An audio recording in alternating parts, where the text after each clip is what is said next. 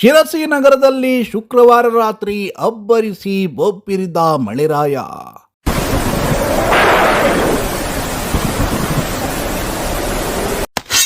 ವರುಣನ ಆರ್ಭಟಕ್ಕೆ ಕೆರೆಯಂತಾದ ರಸ್ತೆಗಳು, ಕೆಲವೆಡೆ ಏರಿಯಾಗೆ ಏರಿಯಾವೇ ಜಲಾವೃತ.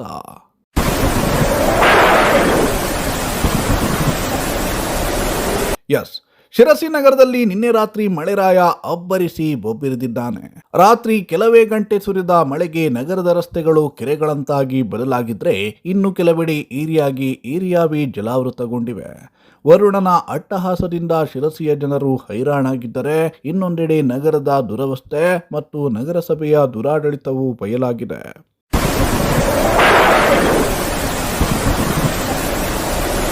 ಹೌದು, ರಾತ್ರಿ ಸತತವಾಗಿ ಸುರಿದ ಮಳೆಗೆ ಭಾಗಶಃ ಶಿರಸಿ ನಗರದ ತಗ್ಗು ಪ್ರದೇಶಗಳಲ್ಲಿ ಮಳೆಯ ನೀರು ನುಗ್ಗಿ ಅವಾಂತರ ಸೃಷ್ಟಿಯಾಗಿದೆ.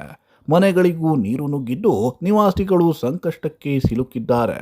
ರಸ್ತೆಗಳು ನೀರಿನಿಂದ ಆವೃತಗೊಂಡ ಪರಿಣಾಮ ವಾಹನ ಸವಾರರು ಪರದಾಟ ನಡೆಸುವಂತಾಗಿದೆ.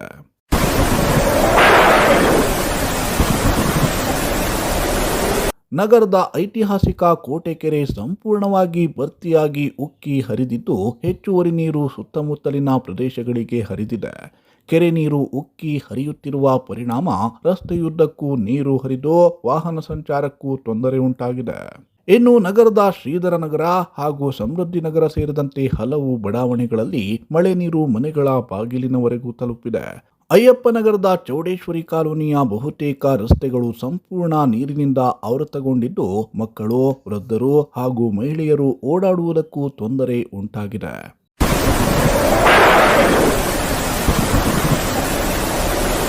ಈ ಮಳೆಯಿಂದ ಶಿರಸಿ ನಗರಸಭೆಯ ದುರಾಡಳಿತವು ಬಯಲಿಗೆ ಬಂದಿದ್ದು, ನಗರದ ಚರಂಡಿಗಳನ್ನು ಸರಿಯಾಗಿ ಸ್ವಚ್ಛಗೊಳಿಸದ ಪರಿಣಾಮ ಗಟಾರಗಳು ಕಟ್ಟಿಕೊಂಡು ಮಳೆ ನೀರು ರಸ್ತೆ ಮತ್ತು ಮನೆಗಳಿಗೆ ನುಗ್ಗುತ್ತಿದೆ ಅಂತ ಸ್ಥಳೀಯರು ಆಕ್ರೋಶವನ್ನ ಹೊರಹಾಕಿದ್ದಾರೆ.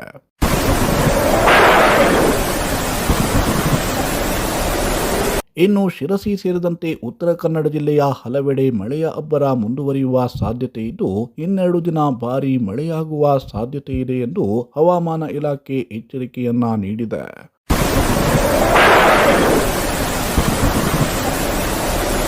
Bureau report, Sirsi news.